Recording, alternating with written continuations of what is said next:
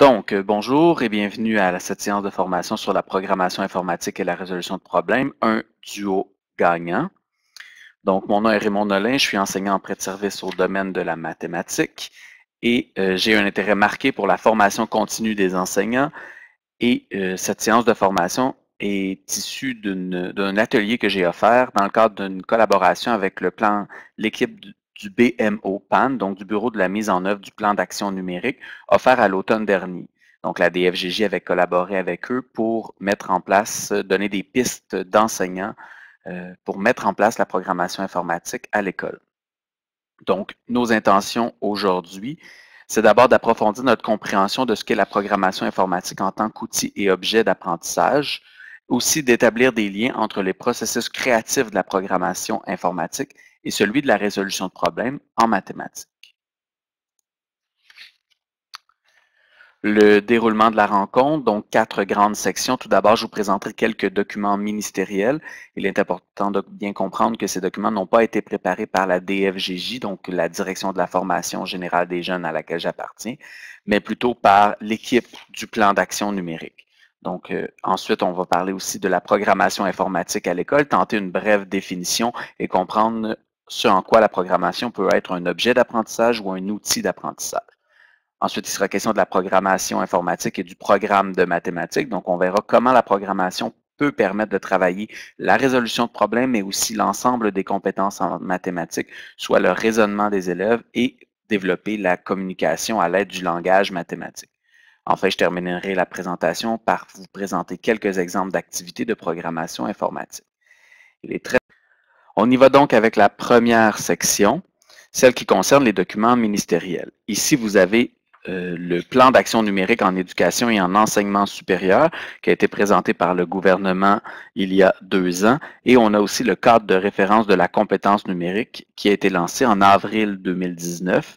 Et peut-être que certains d'entre vous ont pu assister au lancement officiel dans lequel on nous a présenté les différentes habiletés, composantes et compétences qui a eu lieu lors du mois dernier. Donc, c'est important de préciser que ces documents ont été produits par le ministère et plus particulièrement par la Direction générale de la transformation numérique et des ressources informationnelles. Il importe donc de faire les liens entre le contenu de ces formations et ceux de nos programmes de mathématiques afin de mettre en lumière leur complémentarité. Lorsqu'on s'attarde plus précisément au plan d'action numérique, on a différentes mesures qui y sont présentées. Aujourd'hui, j'aborde la mesure 2, c'est-à-dire celle qui consiste à accroître l'usage pédagogique de la programmation informatique. On y précise que le ministère encouragera et soutiendra l'utilisation de la programmation informatique à des fins pédagogiques et didactiques pour soutenir les élèves dans la réalisation des apprentissages et le développement des compétences prévues au programme de formation de l'École québécoise. Voilà. Donc, c'est vraiment celle qui nous intéresse aujourd'hui, celle qu'on a ciblée pour la présentation d'aujourd'hui. Lorsqu'on analyse le référentiel de la compétence numérique, donc le cadre de référence, on y présente ici une roue avec des morceaux de casse-tête qui s'emboîtent les uns aux autres. C'est important de bien comprendre cet élément. Tout d'abord, on retrouve les différentes habiletés, donc entre autres les habiletés technologiques, l'innovation et la créativité. On a la résolution de problèmes, la pensée critique, le développement de la personne, la production de contenu, la communication, la collaboration et la culture informationnelle. Donc, il y a plusieurs liens directement à faire entre ces éléments et la résolution de problèmes en mathématiques. Donc, ces différents éléments peuvent soutenir l'élève dans le développement de leurs compétences en mathématiques et ces habiletés sont étroitement liées entre elles. Plus d'une peuvent être sollicitées dans une même tâche, même qu'on va encourager les élèves à solliciter ces différents éléments. En ce qui concerne le développement et la mobilisation des habiletés technologiques, la formation d'aujourd'hui insiste plus précisément sur 2 éléments parmi les 12 dimensions. Donc, on insiste sur le fait de développer sa pensée informatique, notamment par le développement de sa compréhension et de ses habiletés à l'égard de la programmation informatique et de mettre en œuvre une solution adéquate ou solliciter de l'aide pour résoudre un problème technologique. Donc, on va voir que ces deux éléments-là font appel à des éléments du programme de formation de mathématiques, plus particulièrement aux stratégies et à la démarche de résolution de problèmes.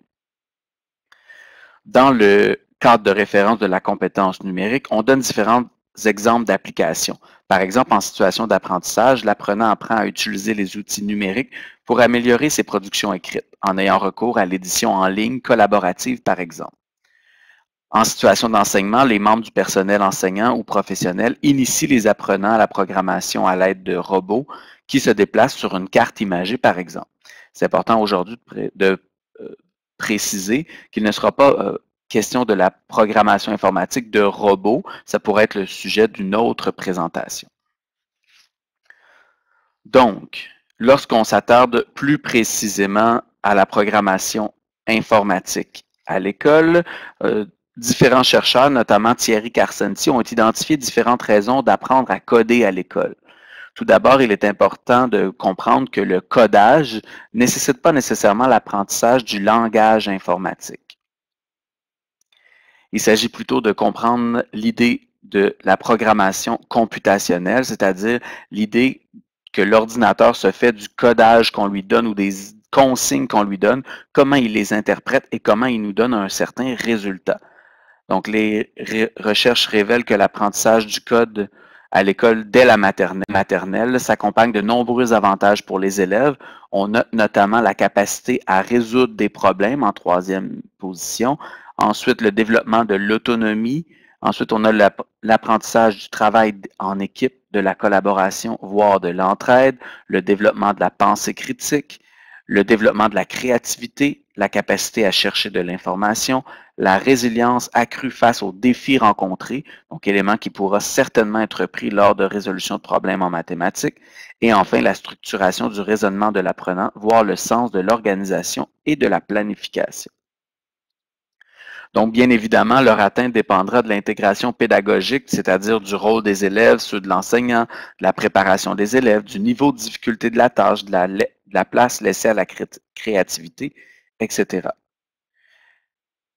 Donc, la programmation, c'est bien plus que du codage, puisque ça ne consiste pas à apprendre un langage de informatique, mais plutôt d'apprendre à donner des consignes à l'ordinateur afin que celui-ci nous produise un certain résultat attendu. C'est un des éléments majeurs lorsqu'on parle de programmation, puisque l'élève peut obtenir une rétroaction immédiate en lien avec ce qu'il a programmé. Qu'est-ce que la programmation informatique en contexte scolaire? Tout d'abord, il est important de préciser que Barma, qui a réalisé une étude de cas multiples qui vise à affiner les connaissances sur l'usage pédagogique ou didactique de la programmation dans les écoles du Québec, a retenu plusieurs définitions. Ici, nous avons choisi de vous présenter l'une des définitions, celle avec laquelle on était en mesure de faire le plus de liens avec entre la programmation informatique et la résolution de problèmes. Ainsi, on dit que la programmation est plus que du simple codage, car elle expose les élèves à la pensée computationnelle, laquelle implique la résolution de problèmes en mobilisant des concepts informatiques tels que l'abstraction et la décomposition en sous-problèmes. Même pour les non-spécialistes, la pensée computationnelle est transférable et utile dans la vie quotidienne. Ainsi, la pensée computationnelle signifie, comme je l'ai dit précédemment, comment je peux donner des consignes ici à l'ordinateur ou à un robot dans le but que celui-ci interprète les consignes et produise le résultat escompté. Donc, la pensée computationnelle, c'est vraiment l'idée de consignes que je dois donner à l'ordinateur ou à un robot pour qu'il puisse produire le résultat escompté. Dans cette diapositive-ci, on retrouve une infographie donc, qui nous parle d'apprendre la programmation ou apprendre par la programmation.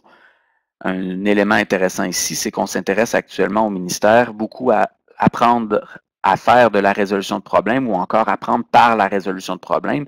Eh bien, on est dans une situation similaire ici lorsqu'on parle de programmation. Donc, Romero a fait une recherche dans laquelle elle a identifié 5 niveaux d'appropriation de l'informatique. D'abord, on passe de la consommation passive à la consommation interactive. C'est dans cette situation qu'on a un apprentissage de la programmation informatique. Et éventuellement, dans les niveaux, on passe à la création de contenu, la co-création de contenu et la co-création participative de connaissances. Ainsi, on arrive à un élément important, l'apprentissage par le biais de la programmation. Donc, il y a vraiment toute l'idée de la création qui nous permet d'arriver à l'apprentissage par le biais de la programmation. Dans les premiers niveaux, lorsqu'on utilise l'apprentissage de la programmation, il s'agit de lire ou écouter des ressources pédagogiques sur la programmation, ou encore lorsqu'on est au niveau de la consommation interactive, d'utiliser des recettes de programmation pas à pas, comme par exemple utiliser des tutoriels. Ensuite, lorsqu'on parle d'apprentissage par le biais de la programmation, eh bien, on entre dans la création de contenu par le biais de la programmation, la co-création, c'est-à-dire la collaboration entre deux personnes, ou encore le niveau ultime, c'est la co-création participative de connaissances, comme par exemple la programmation d'une histoire interactive sur l'expérience de vie d'une personne du quartier de manière participative. Donc, on va amener les gens qui collaborent avec nous pour créer l'élément à travailler ensemble. À ce moment-ci de la présentation, je vous invite à utiliser les étampes pour m'indiquer, selon vous, à quel niveau vous situez-vous dans le diagramme de Romero. Est-ce que vous êtes plus du côté de la consommation passive? Est-ce que vous êtes déjà dans la création de contenu? Est-ce que vous êtes dans la collaboration pour la création de contenu ou vraiment dans une collaboration participative pour la création de contenu?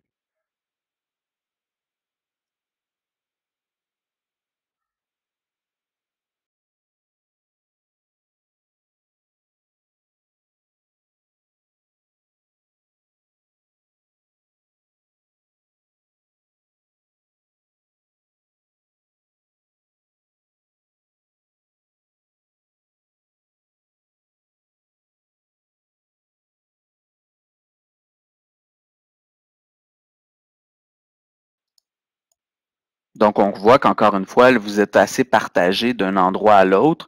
Quelques personnes se retrouvent du côté de la consommation passive. Quelqu'un s'identifie complètement sous la consommation passive. En fait, j'imagine qu'ici, on a une incompréhension puisque du côté de la consommation passive, ça consisterait simplement, par exemple, à regarder des vidéos sur YouTube ou sur différents sites de vidéos. La consommation interactive vous amènerait à sélectionner certains éléments, donc à apprendre. Déjà, il y a un apprentissage graduel de la programmation. Et sinon, par la suite, bien là, on est dans vraiment la création de contenu, donc créer des éléments qui pourraient être informatiques ou des pages web, par exemple, ou encore des applications pour amener les élèves à collaborer.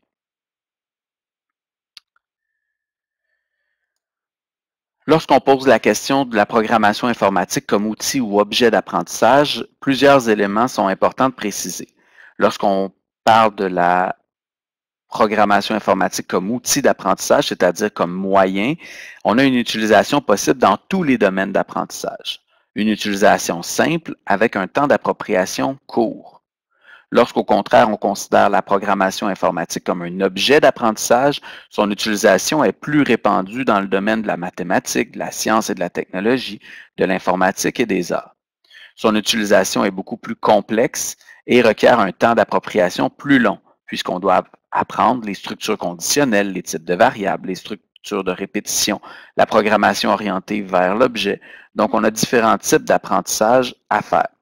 Même lorsque l'on considère la programmation informatique comme objet d'apprentissage au primaire, il n'est pas nécessaire d'enseigner à faire du codage.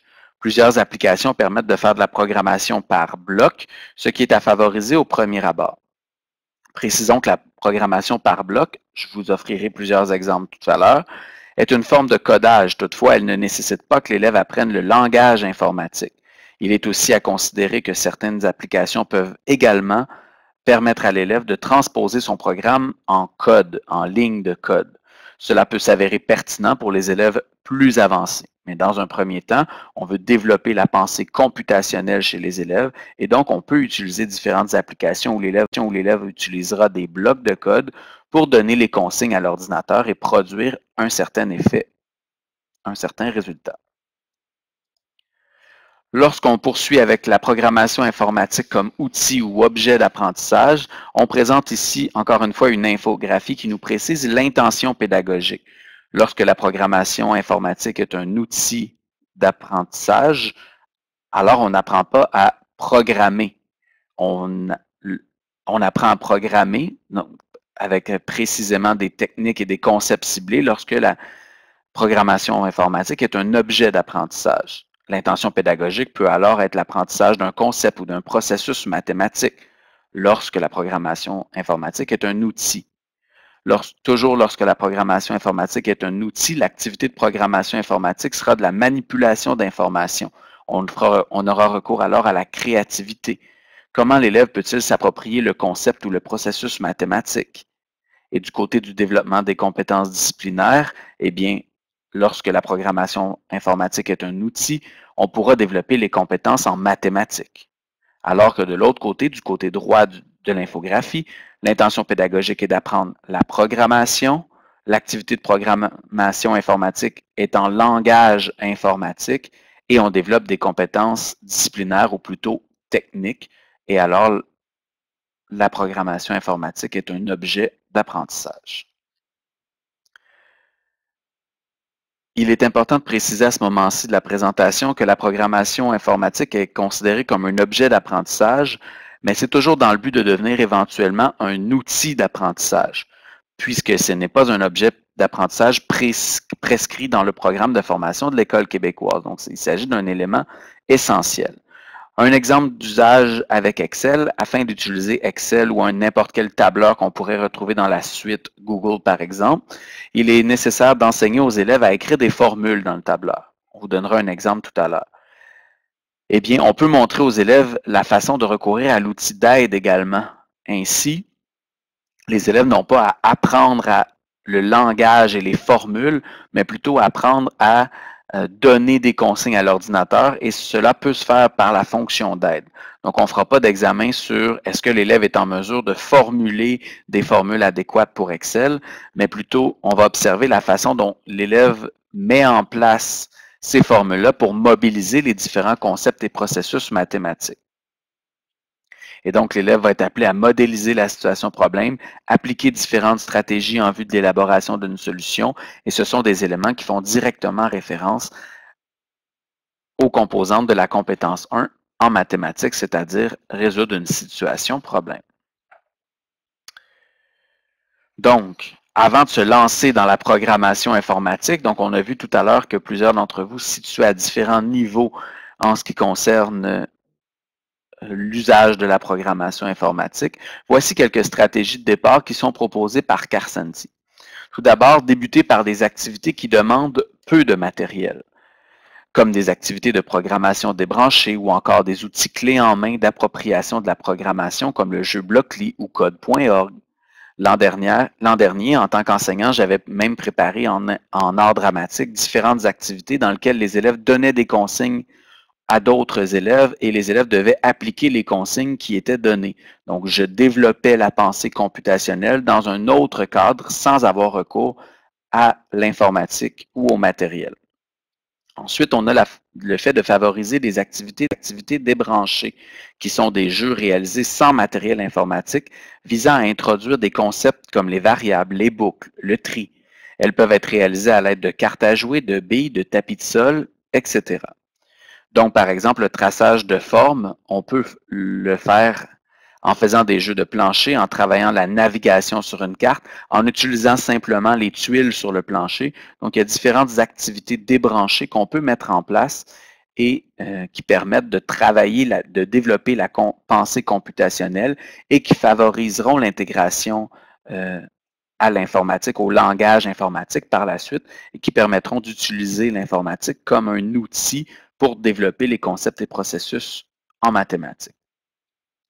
Ensuite, il est possible d'observer le déroulement d'une activité de programmation dans la classe d'un ou d'une collègue. Donc, c'est un élément qu'on recommande avant de se lancer soi-même avec les ordinateurs, les élèves, les iPads. Ensuite, participer à des formations sur le sujet. Donc, peut-être que certains d'entre vous le font pour la première fois aujourd'hui. À la fin de cette présentation, je vous présenterai aussi d'autres références et différents sites qui vous permettront d'aller plus loin en ce qui concerne la formation sur les différents logiciels et applications en programmation informatique. Et enfin, un élément très intéressant, il s'agit de constituer un groupe d'élèves experts. Dans chacun de nos groupes, on a toujours certains élèves qui se démarquent par rapport à la programmation informatique.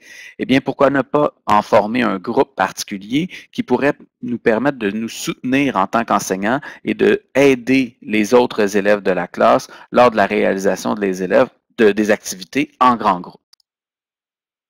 Alors, on poursuit avec la troisième partie de cette présentation, celle qui concerne la programmation et le programme de formation en mathématiques.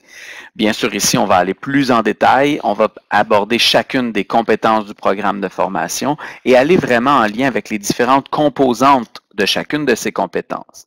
Tout d'abord, dans le programme de formation de l'École québécoise pour le primaire, on nous précise que la haute technologie, l'ingénierie, la programmation informatique, pour ne donner que ces exemples, font appel à la mathématique, mais elle est également présente dans la fabrication des objets les plus courants, la mesure du temps ou l'organisation de l'espace. Et donc, la programmation informatique permettra de travailler ces éléments-là. Ça peut être la fabrication des objets les plus courants, par exemple en ayant recours à une imprimante 3D, la mesure du temps. On verra dans certaines applications comment il est important d'utiliser les concepts de temps dans la programmation. Et en fait, l'organisation de l'espace, on verra dans certaines applications de programmation qu'on peut utiliser le plan cartésien ou différents repères pour structurer l'espace. Donc, ça permet encore une fois de donner du sens à certains apprentissages prescrits au programme de formation. Il y a aussi des liens à faire avec la résolution de problèmes en mathématiques. Donc ici, on présente une infographie qui nous parle de la résolution de problèmes en mathématiques. Tout d'abord, situé en haut à gauche, la résolution de problèmes est une démarche de l'esprit exploitée dans un très large éventail de situations. Sur le plan pratique, on y a spontanément recours pour trouver réponse à différents défis de la vie quotidienne. Sur un plan plus abstrait, elle s'avère un outil intellectuel puissant au service du raisonnement et de l'intuition créatrice.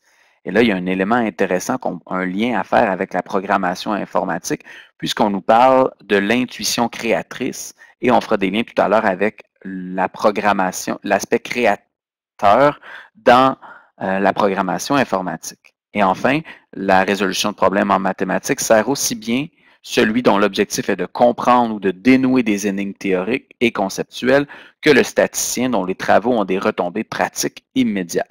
Donc, on voit qu'il y a plusieurs liens à faire entre la résolution de problèmes mathématiques et la programmation informatique. Lorsqu'on entre vraiment dans notre programme de formation de l'École québécoise, vous avez ici une capture d'écran des composantes de la compétence résoudre une situation problème mathématique. On y retrouve 5 composantes. La première, décoder les éléments de la situation problème. Pour décoder les éléments de la situation problème, l'élève doit dégager l'information contenue dans divers modes de représentation. Donc, on se rappelle que nos modes de représentation peuvent être linguistiques, numériques, symboliques, graphiques. Ensuite, l'élève doit déterminer les données manquantes, supplémentaires ou superflues s'il y a lieu. Et enfin, il doit cerner et décrire la tâche à accomplir en ciblant la question posée ou en formulant une ou plusieurs questions.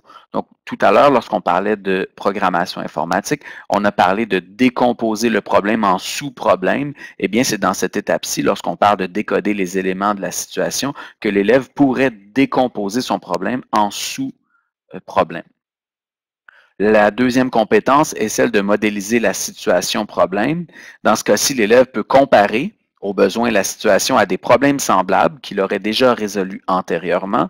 Il peut aussi reconnaître des similitudes entre des situations problèmes qui sont différentes. Et enfin, l'élève doit être amené à passer d'un mode de représentation à un autre et parfois même à formuler des conjectures.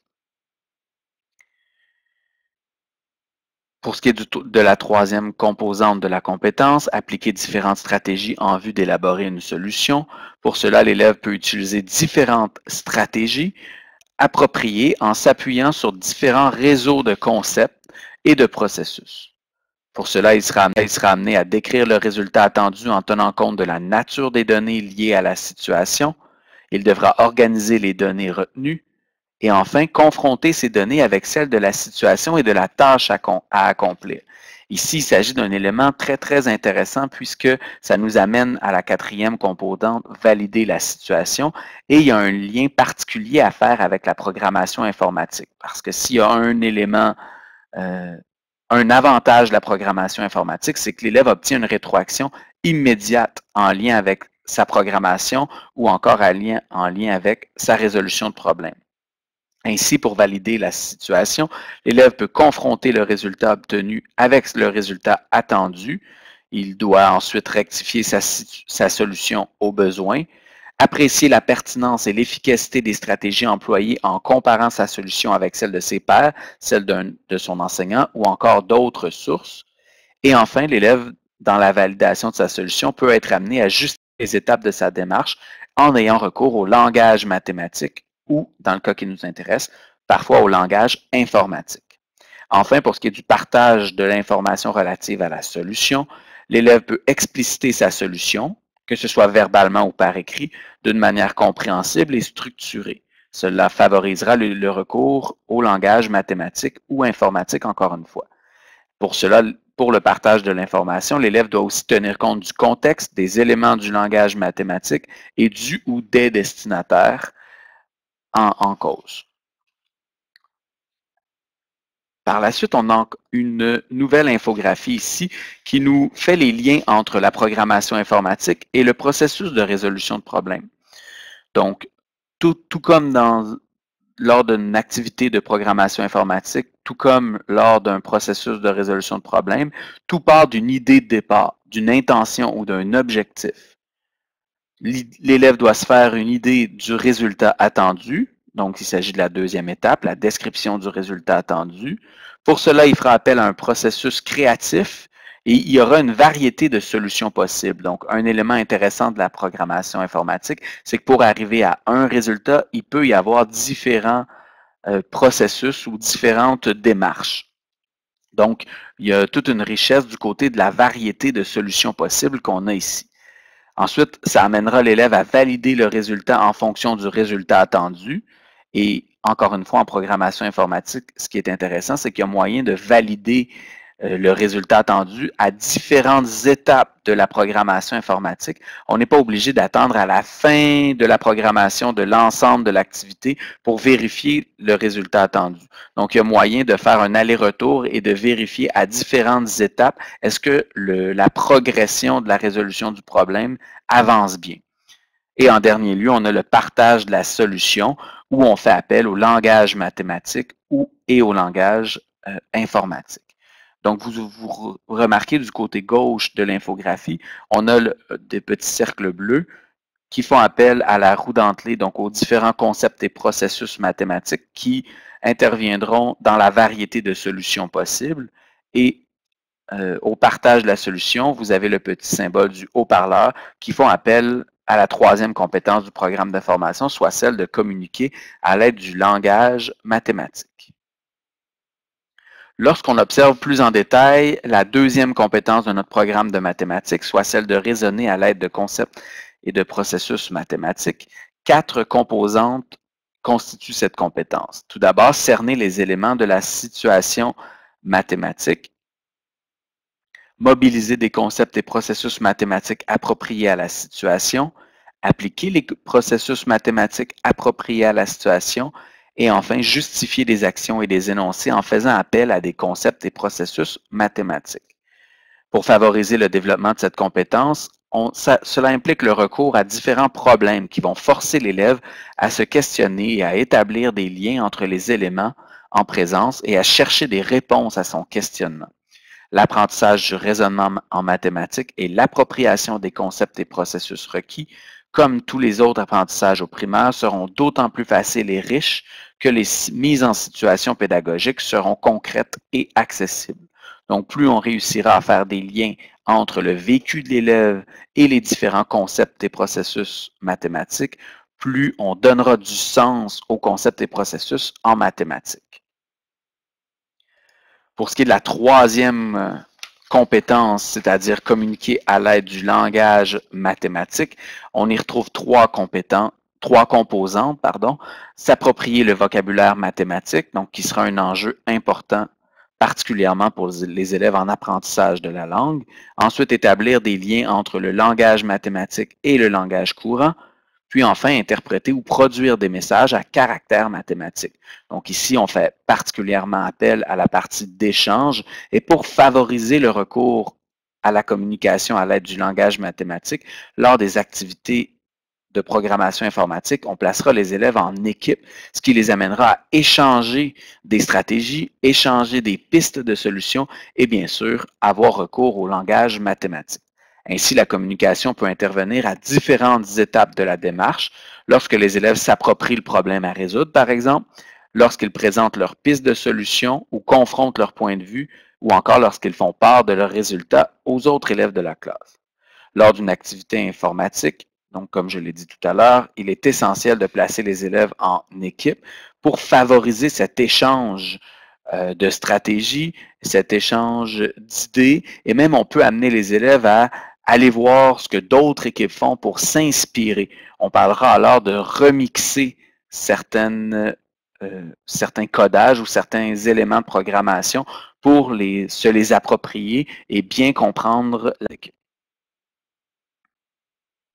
programmation informatique. Donc aujourd'hui, je vous parle de la programmation informatique au sens large. Donc vous allez voir, je vais vous donner des exemples de programmation informatique à l'aide d'un tableur. Ce pourrait être Excel ou encore un tableur de la suite Google ou encore un tableur par exemple, de la suite OpenOffice qui est une suite gratuite.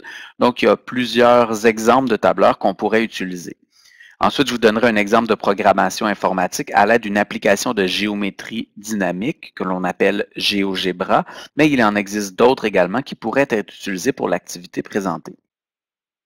Je vous présenterai ensuite des exemples d'activités de programmation à l'aide d'un logiciel de présentation, comme par exemple PowerPoint, mais encore une fois, on pourrait présenter à l'aide du logiciel de présentation de la suite Google ou d'OpenOffice. Donc, il existe différents types de logiciels de présentation. On va principalement travailler à partir des animations. Et enfin, je vous présenterai quelques exemples d'activités de programmation informatique à l'aide d'applications de codage. Et donc, ce peut être des activités connectées en ligne ou déconnectées qu'on pourrait faire en mode hors ligne. Donc, on pourra donner différents exemples d'applications de codage lorsqu'on vous présentera les différentes activités. On y va avec un exemple d'activité à l'aide d'un tableur. Par exemple, ici, vous voyez que les suites arithmétiques ont été abordées à l'aide d'un tableur. Vous voyez trois exemples ci-haut. D'abord, des régularités additives, des régularités soustractives et des régularités multiplicatives. Ainsi, dans les cases encadrées de noir, on trouve un nombre de départ ainsi qu'une régularité. Il s'agit de fournir des formules au logiciel afin que celui-ci nous donne quels sont les prochains termes de la suite. Par exemple, dans la régularité additive, on demande à l'ordinateur de partir du nombre de départ et d'ajouter, donc puisqu'on est dans une suite additive, d'ajouter la régularité. Ça nous permet donc d'avoir le 0, on ajoute 3, on ajoute encore 3, on obtient 6, 9, 12, 15, 18. Donc, les élèves doivent fournir des formules pour chacune de ces cellules. Les formules feront référence au nombre de départ ainsi qu'à la régularité et ça nous permettra d'obtenir les prochains termes de la suite. Voici quelques exemples de formules qu'un élève pourrait avoir écrites. Donc, pour les régularités additives, mais la stratégie est la même par la suite pour les soustractives ou les régularités multiplicatives. Donc, on indique pour le premier terme, par exemple, qu'il faut aller chercher le nombre de départ, donc le terme initial, qui est dans la case B3, et on doit lui ajouter la case B5. Vous remarquez ici qu'on a eu recours au symbole de $. Cela permet en fait de faire référence toujours à une case en particulier, celle qui est en rouge dans le cas qui nous intéresse. Et donc, ça permettra de recopier la formule, mais habituellement, Excel, si je recopie la formule, il comprend qu'il doit déplacer la référence. Donc, par exemple, dans la case 3 ici, il prendrait le terme précédent et ajouterait le terme situé dans la case D5. Or, il n'y a pas de terme dans la case D5, il n'y a pas de régularité. C'est la raison pour laquelle on a recours au symbole de dollar qui lui dit « Utilise toujours la régularité qui se situe dans la case B5 » et donc il ira toujours chercher le 3. Donc, pour la case F, on aurait une formule du type D3, le résultat qui sera dans cette case-ci, auquel on ajoutera la régularité et on obtiendra le résultat qui est 6. Et de la même façon, on produira le résultat des différentes colonnes suivantes, où on produira les différents termes. De la même façon pour la soustraction, on a une soustraction qui fait appel à la case B11 et celle-ci, on veut que conserver la case B11 toujours et donc on met $B, $11 qui permet de faire toujours référence à la régularité qui se trouve dans la case B11. Comme j'en ai parlé plus tôt, il ne s'agit pas ici d'amener les élèves à comprendre comment faire les formules. On trouve ici un petit f de x qui constitue l'aide pour la création de formules. Donc, lorsqu'on active cela ici, on peut lui écrire, par exemple, la somme, la moyenne, et Excel nous fournira non seulement la formule qu'on doit écrire, mais aussi quels sont les critères qu'on doit lui donner afin que la formule fonctionne adéquatement. Un autre exemple avec le tableur. Donc, non, pardon, dans cet exemple-ci, on fait appel à différents concepts et processus mathématiques. On se considère vraiment en arithmétique. Il s'agit d'écrire dans ces mots et à l'aide du langage mathématique des régularités numériques, d'écrire toujours dans ces mots et à l'aide du langage mathématique des suites de nombres et des familles d'opérations. Et ensuite, ça nous amène à ajouter des nouveaux termes à une suite. Mon deuxième exemple à l'aide du tableur, il s'agit de calculer la moyenne arithmétique. Donc ici, on a utilisé le tableur.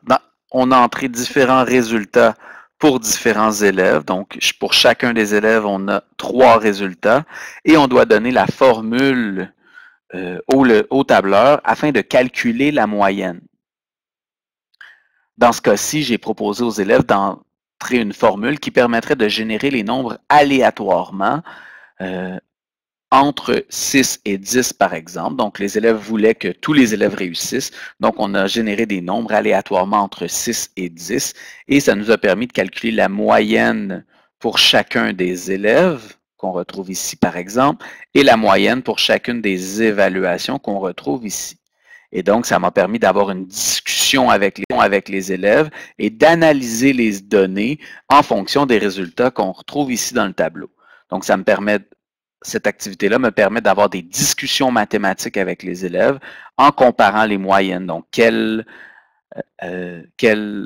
évaluation, par exemple, a obtenu la meilleure moyenne? Donc, les élèves doivent identifier dans le tableau, est-ce que je regarde ici, au bas du tableau? Est-ce que je regarde dans la colonne de droite? Donc, amener les élèves à bien comprendre l'organisation du tableau pour répondre aux différentes questions.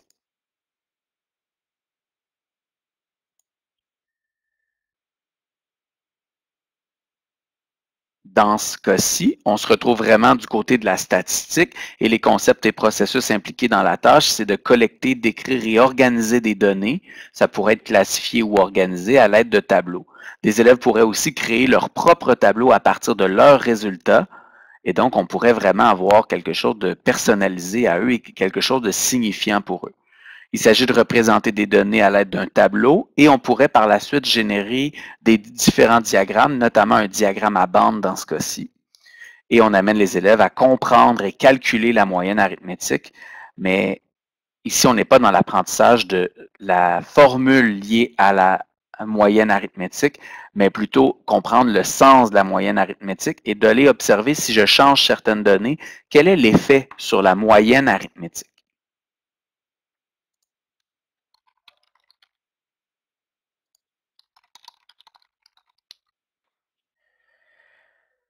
Un troisième exemple, toujours lié au tableur. Donc, ici, c'est un exemple qu'on vous propose qui revient de la formation sur l'arrimage primaire-secondaire en lien avec les probabilités.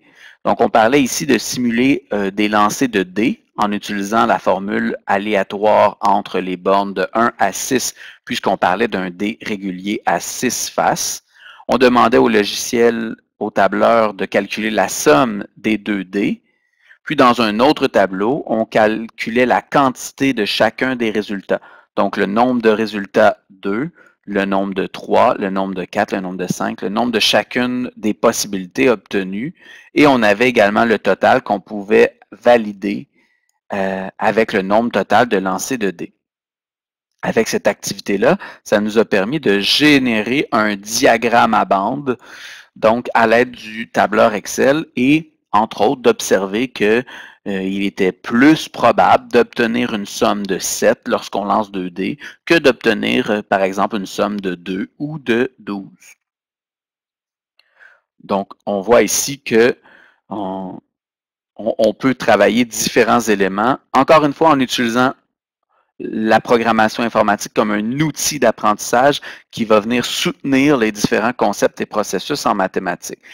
Pour ceux qui souhaiteraient obtenir cette activité-là, elle est disponible sur le site du ministère, de la page des programmes de mathématiques, au primaire et au secondaire, puisqu'il s'agissait de la formation sur l'arrimage primaire-secondaire en lien avec les probabilités. Lorsqu'on parle des concepts et processus du primaire qui sont abordés dans cette tâche, on parle d'expérimenter des activités liées au hasard en utilisant du matériel varié. Donc ici, on a choisi de demander au tableur de générer les nombres aléatoirement, mais on aurait pu faire une activité dans la classe où les élèves lancent des dés et aller entrer chacun des résultats dans l'ordinateur pour générer le même tableau. Ou on aurait pu comparer les deux, demander au logiciel de générer les nombres aléatoirement, mais aussi lancer les dés dans la classe et voir est-ce que ça a un impact l'un ou l'autre sur l'aspect hasard et la probabilité. Ensuite, dans cette activité-là, on utilise des tableaux ou des diagrammes pour colliger et mettre en évidence les résultats de l'expérimentation et on amène les élèves à comparer des résultats d'une expérience aléatoire aux résultats théoriques connus. Du côté de la statistique, cela permet de collecter, d'écrire et organiser des données à l'aide de tableaux, mais aussi de représenter des données à l'aide d'un tableau ou d'un diagramme.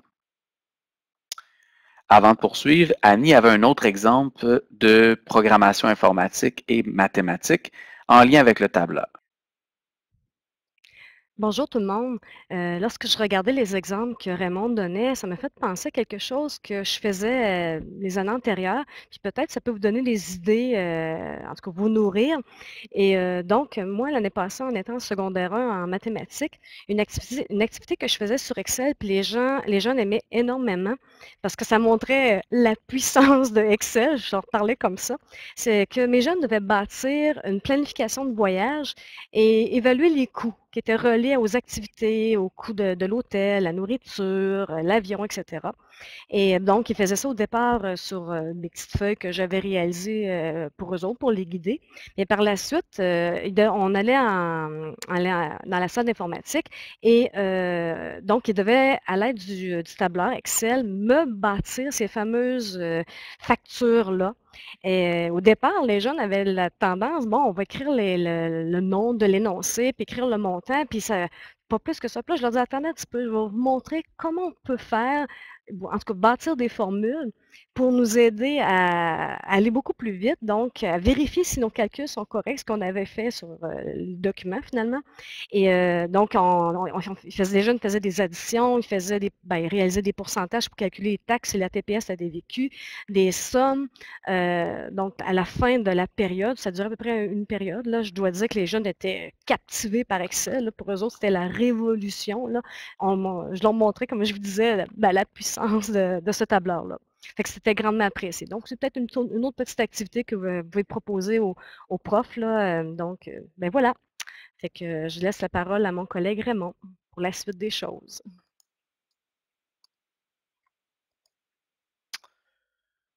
Maintenant, je vous propose un exemple d'activité réalisée à l'aide du logiciel GeoGebra. Donc, il est important de préciser qu'il existe une version gratuite en ligne de GeoGebra, mais il existe aussi une version que l'on peut télécharger sur l'ordinateur de GeoGebra. Il y a d'ailleurs une formation complète sur l'utilisation de cette application ou de ce logiciel disponible fait par l'équipe du Récit MST et donc disponible sur leur site. Je vous présenterai le lien à la fin de cette rencontre. Donc, dans ce cas-ci, on parle vraiment de géométrie et donc on parle de tracer des figures en ayant recours aux droites parallèles, perpendiculaires et donc il s'agit d'éléments importants de notre programme de formation. Donc, la suite GeoGebra géométrie, puisqu'il existe aussi une GeoGebra algèbre, GeoGebra calculatrice scientifique. Donc, il existe plusieurs éléments, mais ici, je vous parle directement de la géométrie dynamique. Et donc, voilà. Donc, ici, ça consiste à d'abord identifier des points, tracer certaines lignes dans un premier temps. Donc, par ici, exemple, ici, on a tracé le point A, le point B, qui nous permet de tracer le premier côté d'une figure.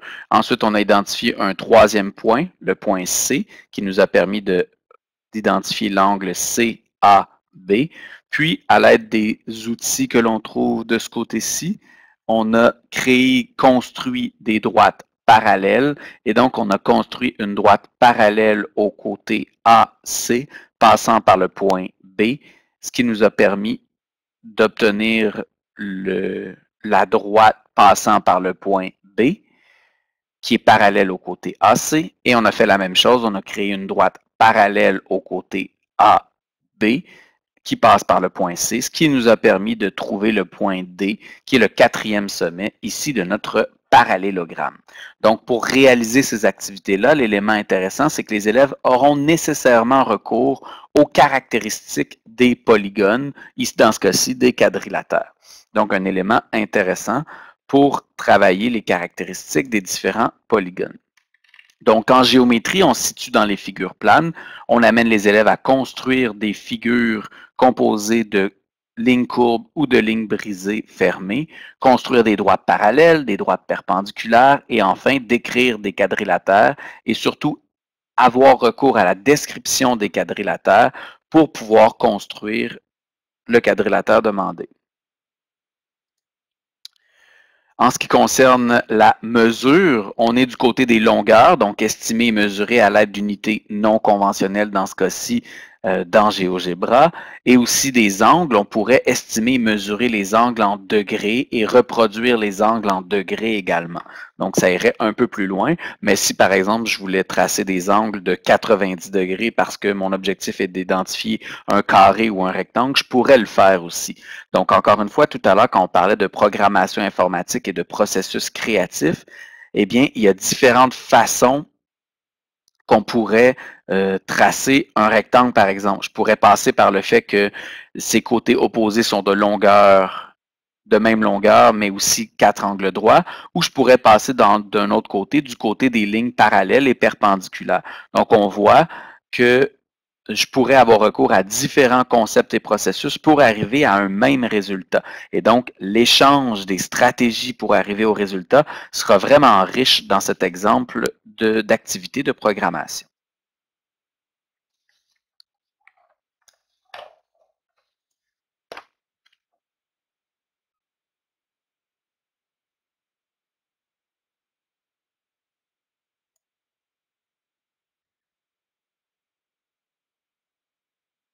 Ensuite de ça, donc on nous parle de la création de frises et de dallage à l'aide d'un logiciel de présentation. Donc tout à l'heure, j'en ai donné différents exemples. On parle bien sûr de PowerPoint de la suite Microsoft Office, du logiciel ou de l'application en ligne présentation de la suite Google, ou encore ce pourrait être le logiciel de présentation de la suite OpenOffice. Et un élément important ici, l'idée est de créer des frises et des dallages, mais pas seulement en copiant chacune des figures. On veut vraiment avoir recours aux animations afin que l'élève puisse voir se créer la frise ou le dallage.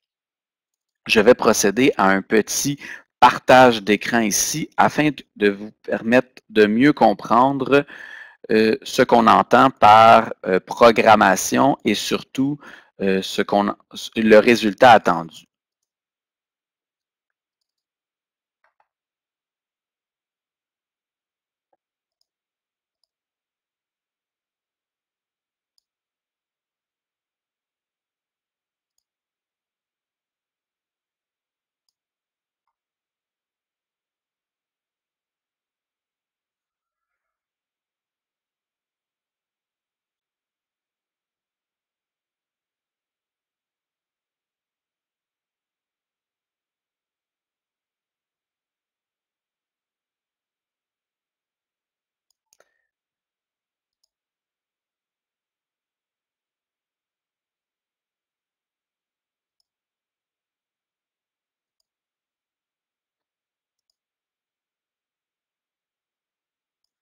Donc voilà, on a ici l'application PowerPoint.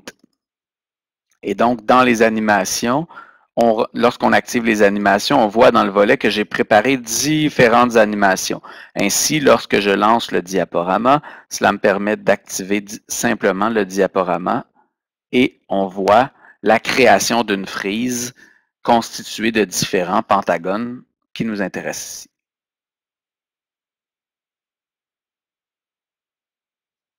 Donc, on voit que cette frise est constituée de translation, mais je pourrais augmenter le niveau de difficulté et demander aux élèves de créer des frises constituées de réflexion, par exemple, pour être en accord avec le programme de formation du primaire.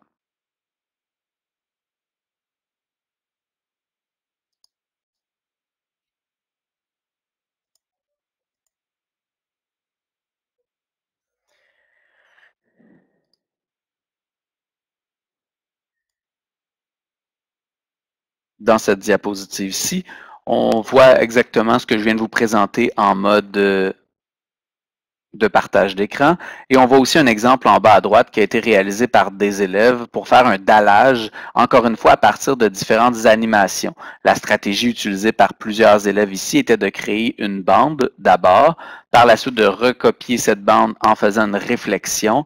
Et une fois que la première bande complète était constituée, on a recopié 3 fois cette bande-là à l'aide de translation. Lorsque vous observez ce résultat-là, lorsque vous observez ce résultat, en fait, il est possible de constater différentes choses, différentes stratégies pour obtenir le même résultat. Et d'où, encore une fois, l'intérêt de la créativité.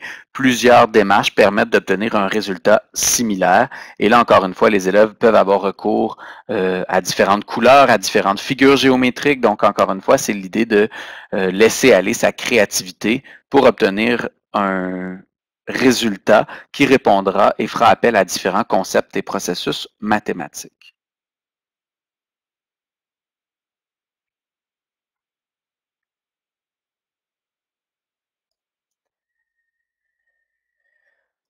Maintenant, en ce qui concerne les applications de codage, donc il en existe une grande variété, de plus en plus d'applications de codage sont disponibles et à la disposition.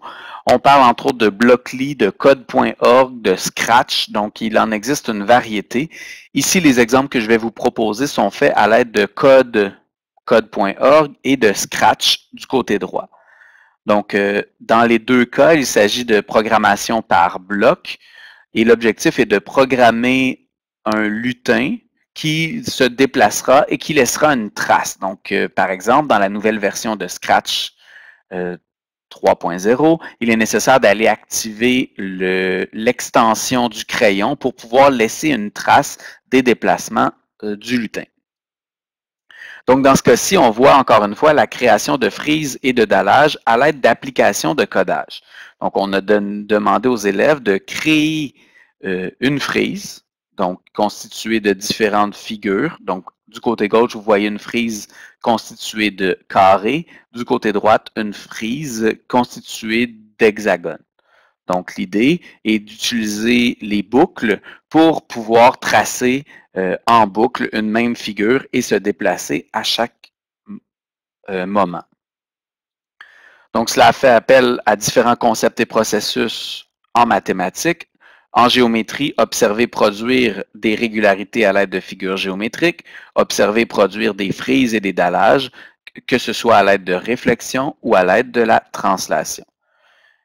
Un élément intéressant ici, il y a un élément important qui consiste au recours au temps. On en avait parlé tout à l'heure, estimer et mesurer le temps à l'aide d'unités conventionnelles. Donc, quand on parle de, par exemple, dans PowerPoint, on devait estimer en combien de temps la figure va se déplacer et combien de temps après on doit demander le prochain déplacement. Donc, il y a toujours un aspect de temps et c'est la même chose dans les différentes activités qu'on vous présentera dans les activités de codage.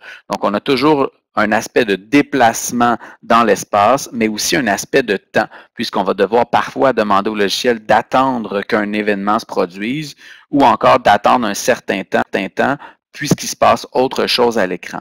Donc, l'aspect temps est assez important ici.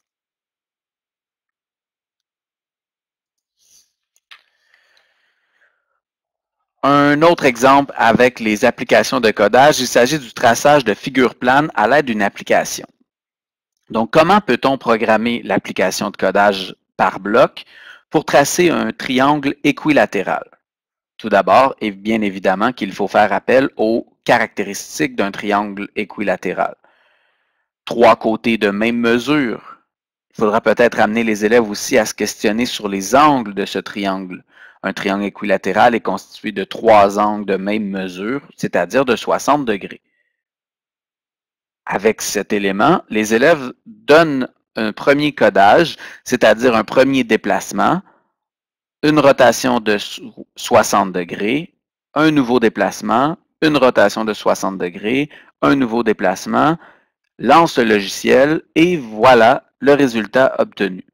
Certains d'entre vous pourriez voir la création d'un hexagone éventuel, mais puisque le triangle n'a que 3 côtés, on n'obtient que la moitié de l'hexagone. Les élèves sont donc en mesure de se questionner sur la création de ce triangle. Où est l'angle de 60 degrés dans ce cas-ci? En fait, si j'utilise le crayon, l'angle de 60 degrés serait ici. Puisque le crayon s'est déplacé au départ dans cette direction, s'il poursuivait son chemin, il poursuivrait de ce côté-ci. Alors, en se déplaçant de 60 degrés, il s'est rendu dans cette direction-ci et a avancé d'une certaine distance. Et donc, on doit se demander, pour que le crayon se déplace de cette mesure-ci et créer un angle de 60 degrés qui se situerait à l'intérieur de la figure, ici, quelle est la mesure de l'angle qu'on doit donner au crayon?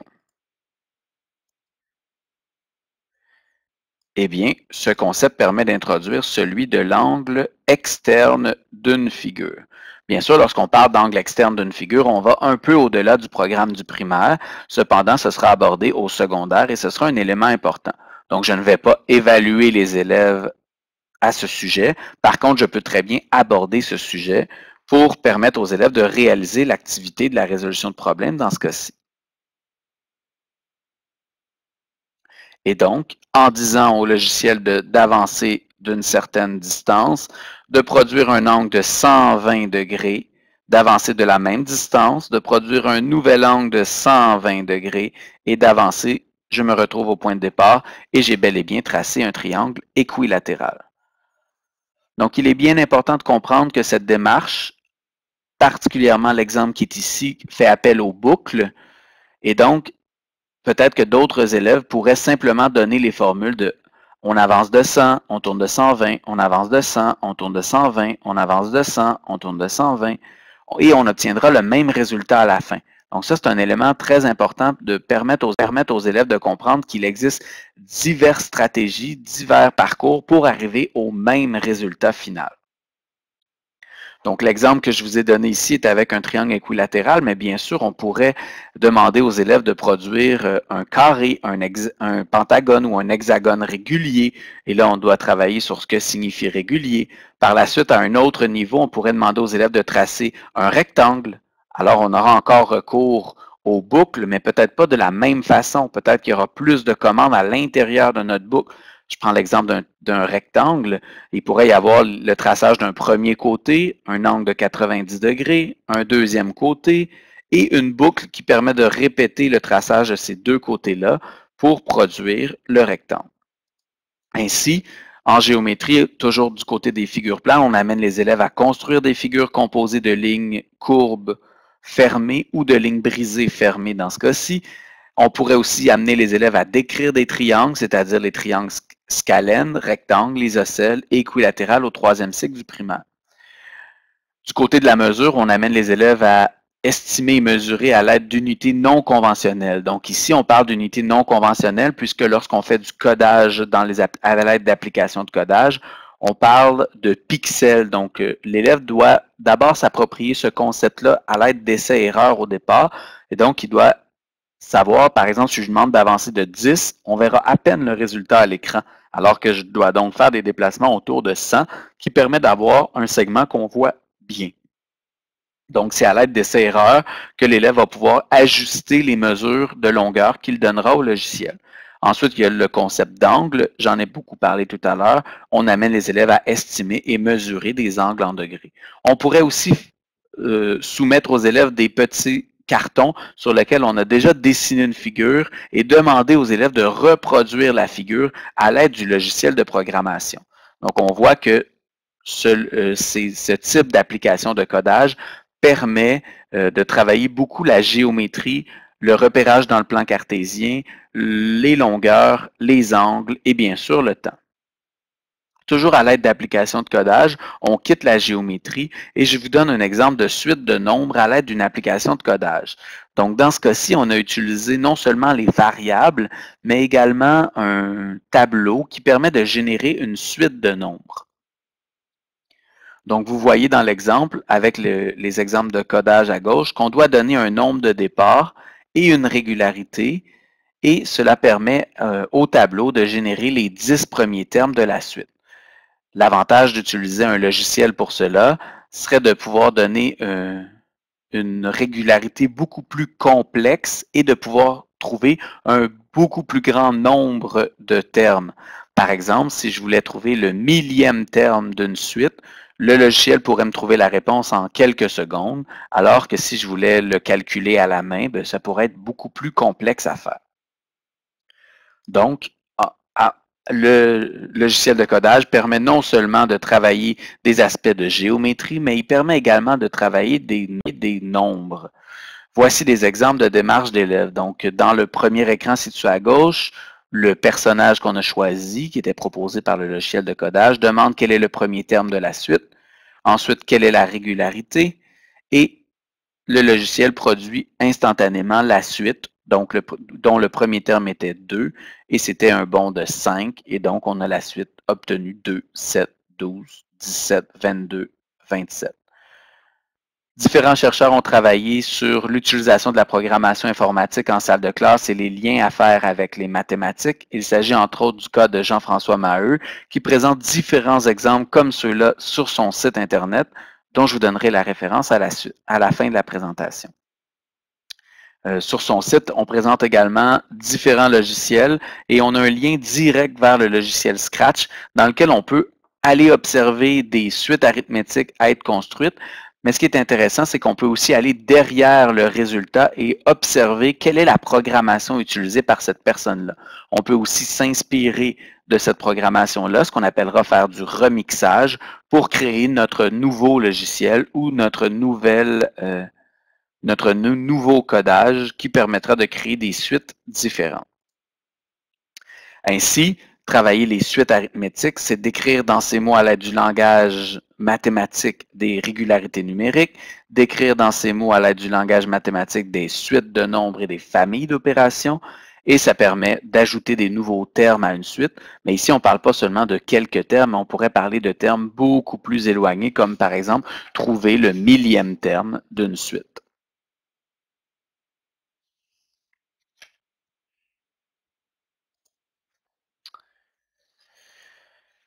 Je vous ai présenté beaucoup d'exemples. Il y en a plusieurs autres exemples qui sont présentés sur différents sites, notamment le site du Récit, le site du professeur Jean-François Maheu. Je vous donnerai les références dans quelques instants. Maintenant, j'aimerais vous entendre à savoir, est-ce qu'il y a d'autres idées en lien avec la programmation informatique et particulièrement des idées où les concepts mathématiques sont au cœur de la résolution du problème.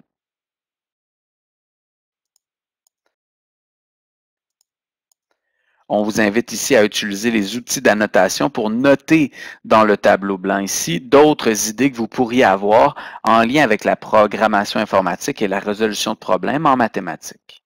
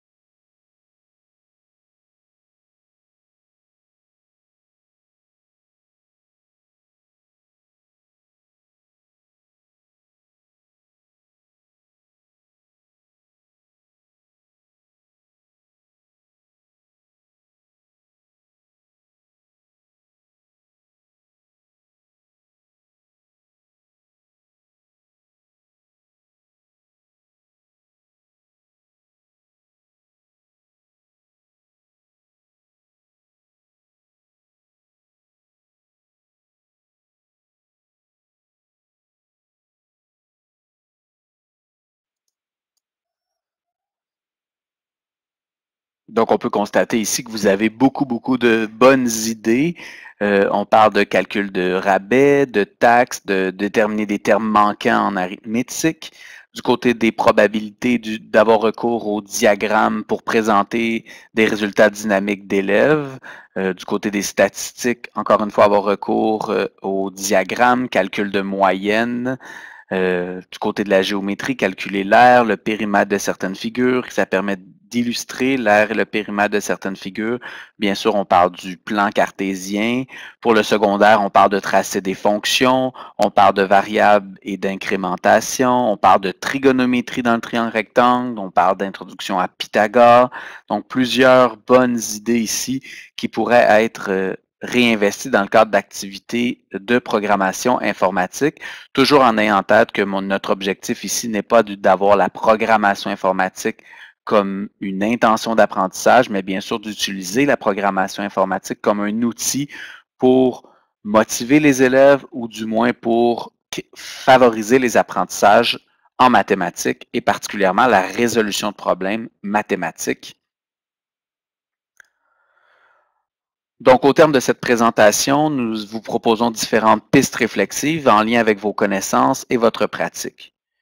On est en mesure de se questionner comment la programmation informatique permet-elle de développer les compétences des élèves pour résoudre des problèmes en mathématiques. Est-ce que la programmation informatique pourrait permettre de motiver les élèves à résoudre des problèmes d'ordre mathématique? En ce qui concerne la pratique, quelle place devraient prendre les activités de programmation informatique dans le cadre des cours de mathématiques? Donc, c'est une bonne question à se poser. Et suis-je suffisamment à l'aise pour aborder la programmation avec des élèves? Nous vous avons précédemment proposé différentes pistes pour amorcer dans un premier temps la programmation informatique en classe. Il ne faut pas oublier que dans chacune de vos classes ou dans chacun de vos groupes, certains élèves seront plus à l'aise et bien sûr, les élèves vous dépasseront rapidement, mais toujours l'idée est d'être en mesure de les accompagner, de relancer le questionnement, de favoriser les apprentissages des mathématiques par la programmation informatique. Et cela peut s'amorcer de différentes façons, en débutant par des activités qui demandent peu de matériel, en favorisant les activités débranchées, en allant observer le déroulement d'une activité dans la classe d'un ou une collègue, en participant à des formations sur le sujet ou encore une fois en constituant un groupe d'élèves experts qui vous soutiendront dans le déploiement de ces activités de programmation informatique dans la classe de mathématiques.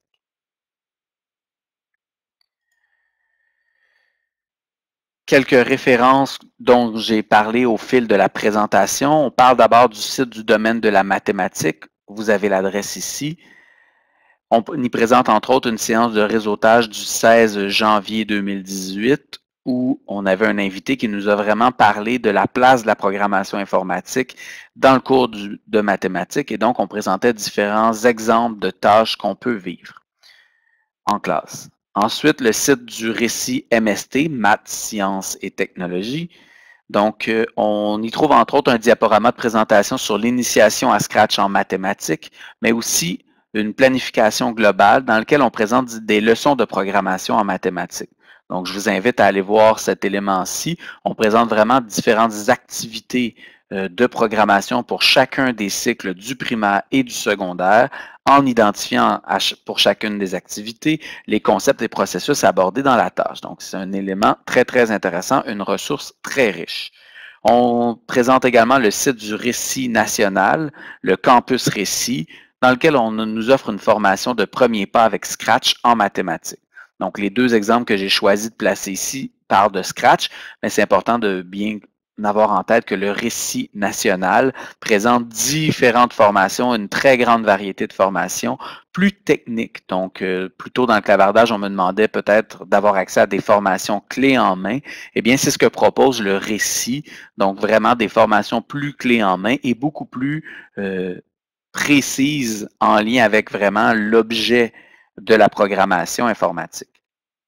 Je vous ai aussi plutôt parlé du site personnel du professeur Jean-François Maheu, donc jfmaheu.net qu'on retrouve ici, et on nous présente sur son site quelques notes à propos de 3 environnements de programmation. Il y a également différents articles qu'il a écrits, notamment un en collaboration avec Fabienne Venant sur différentes applications de codage qui permettent de travailler les différents concepts et processus en mathématiques.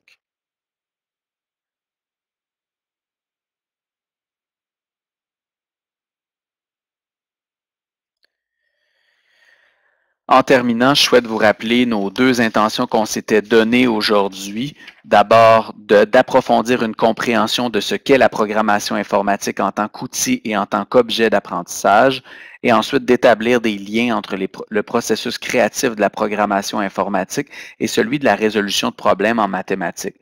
Donc, j'espère que vous avez pu mieux comprendre comment la programmation informatique est intimement liée à la résolution de problèmes mathématiques et que pour résoudre un problème mathématique en ayant recours à la programmation informatique, c'est un incontournable. On n'a pas d'autre choix que de faire appel aux concepts et processus mathématiques, mais également au langage mathématique, ce qui nous permet d'atteindre nos trois compétences en mathématiques.